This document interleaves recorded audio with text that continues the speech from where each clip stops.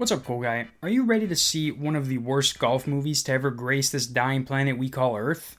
If you said yes, then let me introduce you to Who's Your Caddy, a Caddyshack ripoff so bad I can only get it in 360p. But in 2007, a movie that starred Big Boy from Outkast, James Avery from The Fresh Prince of Bel-Air, Terry Crews from whatever movie you know him from, and Andy Milonakis was made with no regard about how golfers would feel about it. Imagine if they got J.J. Abrams to direct Invincible. Mark Wahlberg would be playing football in the fucking Death Star. And you know what's funny? This is one of Bill Clinton's favorite movies. You can Google Bill Clinton and Who's Your Caddy, and there are articles talking about it. If I was Hillary, I would have cheated on him, knowing that information alone. Saying you love this movie is like saying you love to see your dog pass away. You just don't. But enough talk. Hopefully I'll get through this whole movie. If they actually think I'm gonna get their fucking retarded. So the movie starts off at what I'm assuming is a country club. One so prestigious, they won't even let the aforementioned Bill Clinton join. He was a president of the United States.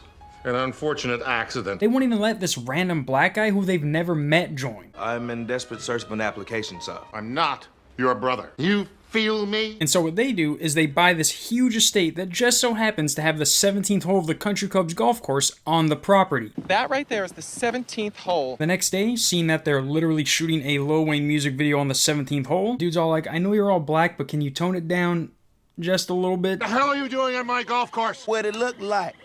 It looks to me like trespassing. You the one that's doing the trespassing. Now get your monkey ass off my property. You're Seeing that they're in jeopardy of losing members who actually mean something, I'll be back in 3 weeks to make my final decision.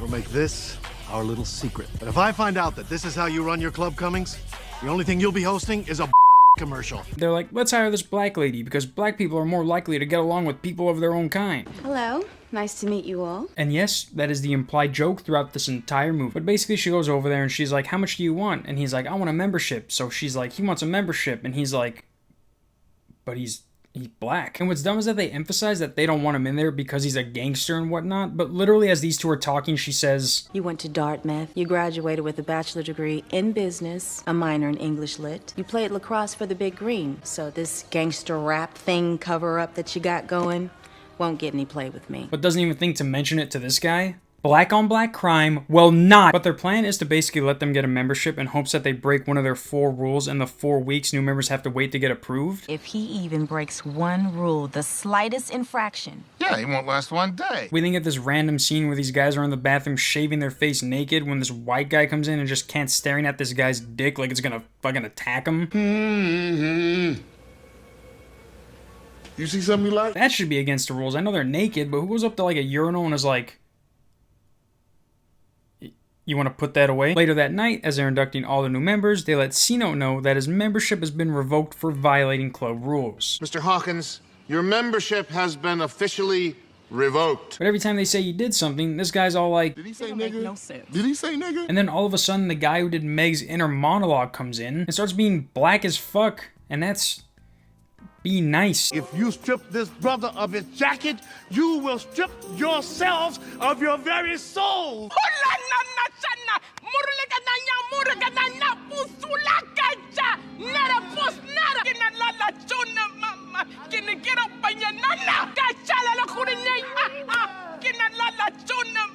We then skip forward to this birthday party they're having for Andy Milonakis' character because there's no structure to this movie. And I don't know why I didn't notice this the first time, but this part's pretty funny. What's that in your mouth? Off the grill, my nigga. Not your nigga. No one tell Twitter about that. But during scenes like this, they'll set up this dialogue that feels like it's gonna segue into the next scene when it ends up just being a rap song. Like throughout the movie, they'll just start randomly playing popular rap songs instead of actual background music. And also earlier, the owner of the country club hires this guy to kill C-Note, and the way he goes about doing this is planning a literal bomb at this son's birthday party.